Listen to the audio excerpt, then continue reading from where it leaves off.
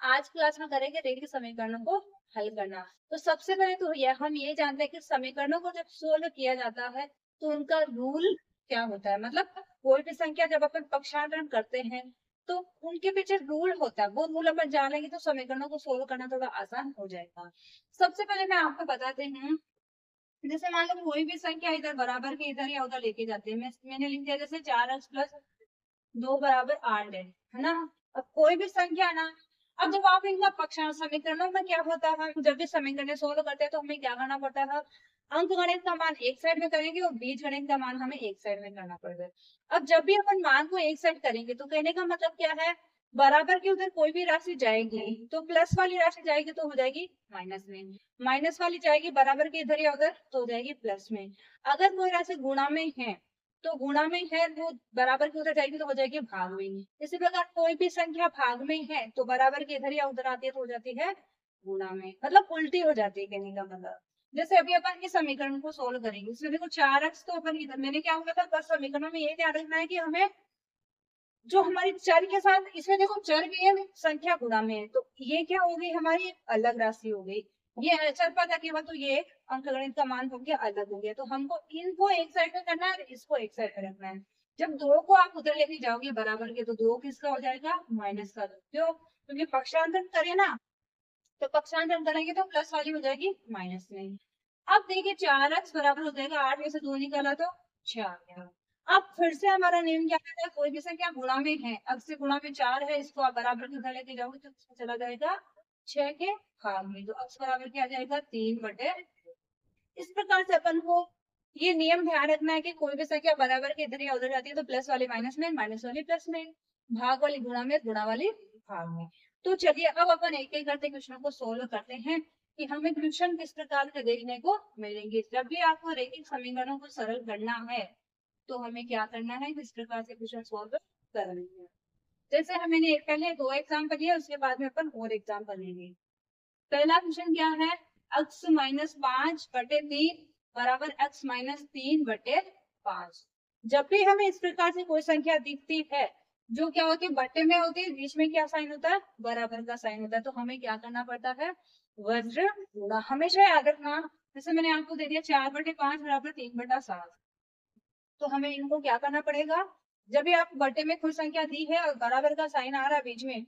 अब मान लो कई बार भी केवल इधर 9 बराबर 8/6 दे दिया, ये भी बटे में ही है, 9 के बटे में अपन 1 लिख सकते हैं। तो कहने का मतलब कि इस प्रकार से जब भी कोई संख्या दिखे तो हमें क्या करना है, क्रॉस मल्टीप्लाई यानी वज्र गुणा करना है। तो ऐसे ही इनके अंदर करना है। सबसे पहले हमें x माइनस 5 को 5 से गुणा करना है, तो लिखेंगे 5 गुणा x माइनस 5। डायरेक्ट करेंगे तो किसी को समझ में नहीं आएगा, इसलिए मैं क्या करूँ, एक बार जैसे हमें जिस चीज को गुणा करना है ना उसको एक बार हमें गुणा के रूप में लिख देना है। इधर क्या आ जाएगा, 3 को गुणा करना है x माइनस 30, ठीक है। 5 को x से गुणा करेंगे तो 5 है।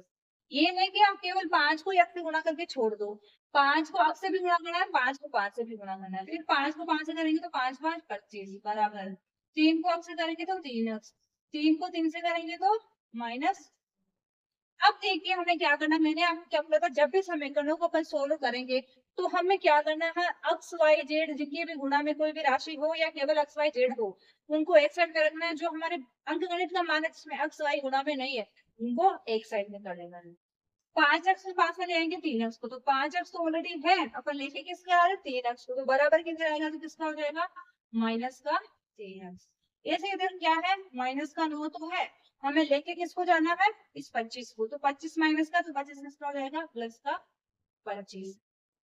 5x में से 3x निकालो तो आ गया 2x, और 25 में से 9 घटा दो, 5 निकालिए तो 20 हो गया, 20 में से 4 निकालिए तो हो गया 16, लेकिन किसका, प्लस का। क्यों, क्योंकि माइनस प्लस माइनस तो हो जाएगा, 25 से 9 तो कट जाएगा, लेकिन घटाने के बाद अपन क्या करते हैं, बड़ी संख्या का चिन्ह देंगे।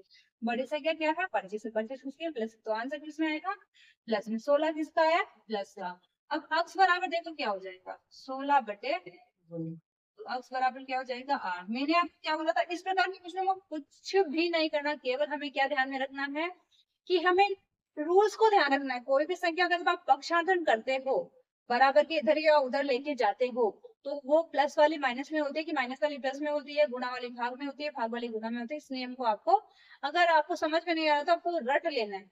वैसे तो मैंने समझाने बाकी नहीं छोड़ा है, लेकिन हमें क्या करना है, अगर एक दो बार में नहीं आ रहा है तो आपको रट लेना, वीडियो को 1 से 2 बार 3 बार 4 बार देखना, देखते देखते आपको समझ में आ जाएगा। ठीक है, तो चलिए अब हम करते हैं इसी का क्वेश्चन नंबर सेकंड।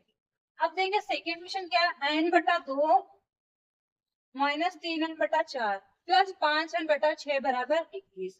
अब देखिए इसमें आपको बट्टे में तो दिख रही है लेकिन बराबर में नहीं है। इसका भी एक नियम होता है, जब भी कोई संख्या बट्टे में तो है लेकिन बीच में प्लस या माइनस का चिन्ह आ रहा है तो हमें क्या करना पड़ता है, लेस से लेके सरल करना पड़ता है। बट्टे में होते बराबर का चिन्ह आ रहा है जब वज्र गुणा, बट्टे में है लेकिन प्लस या माइनस का चिन्ह आ रहा है तो लेस से लेना, ठीक है ना, इसमें वज्र गुणा नहीं होगा। अब 2 का 4 का 6 का आप लेसर लोगे तो आपके क्या आएगा, 12 आएगा। आपको अगर लेसर लेना नहीं आता है तो देखो मैं इधर बता रही, 2 का 4 का 6 का, 2 एकम 2, 2 दूनी 4, 3 दूनी 6, फिर से 2 का देंगे तो 1, ये भी 1, ये 3, फिर से 3 का देंगे तो 1 1 और 1, 3 दूनी 6, 6 दूनी 12, लेसर क्या आएगा 12। 2 का भाग लगाओ 12 में तो 6 बार, 6 को n से गुणा में तो 6n। देखो जब भी आपको लेसर लेने के बाद में क्या करना रहता है, नीचे वाली जो हर होता है ना उसका लेसर में भाग लगाना होता है, भाग लगाने पे जो भी संख्या आती है उसको ऊपर वाली संख्या से गुणा करना होता है, यही करते हैं अपन जनरली। 4 का भाग लगाओ 12 में तो 3 बार, 3 को 3 से गुणा करेंगे तो 9n प्लस 6 का भाग लगाएंगे तो 2 बार, 2 को 5 से गुणा करेंगे तो 10n बराबर में 21।